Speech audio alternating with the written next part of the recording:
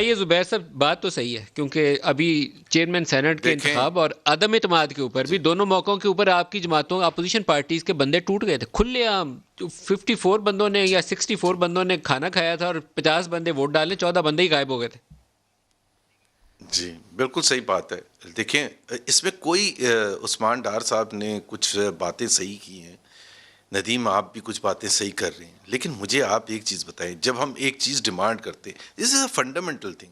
ہم اگر کمپیئر کرتے ہیں اپنے آپ کو، امریکہ کو چھوڑ دیں، آپ ہندوستان سے کمپیئر کرتے ہیں یا دوسرے تھرڈ ورلڈ ممالک جہاں ڈیموکریٹک پروسیسز اسٹیبلشڈ ہیں، وہاں اور ایک ہمارا آئین ہے، اس آئین کے تحت ہمیں جو بھی ایشوز ہیں وہ آپس میں ریزالو کرنے.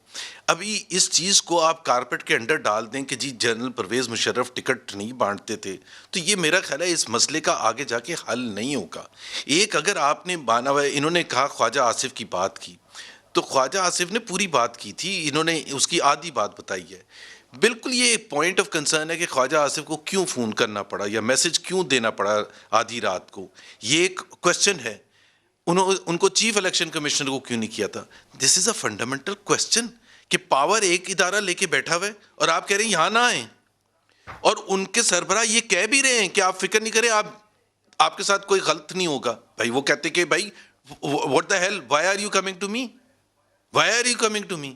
تو اگر ہم تو سر زبیر پولیٹیشنز کو صاحب، تو روز بیٹھ کے عثمان ڈار صاحب ہماری خرابی کے پارٹی والوں لیے کو کم از کم کرٹیسائز اپنی کرتے ہیں، ہم ان صفوں کو میں کرتے ہیں، جھانک تو لینا، لیکن دوسرے کو کویسچن کرنا چاہیے. اگر دوسرے ادارے کا رول جو ہے وہ سر حد میں سے تجاوز بالکل کر رہا ہے تو تیار آپ کو ہوں. کویسچن میں کرنا صرف چاہیے، یہ کہہ رہا ہوں کہ ہمارا لیکن ایک اپنی آئین صفوں ہے، کی صفائی سب سے کریں. پہلے تو اس کی پاسداری ہونی چاہیے.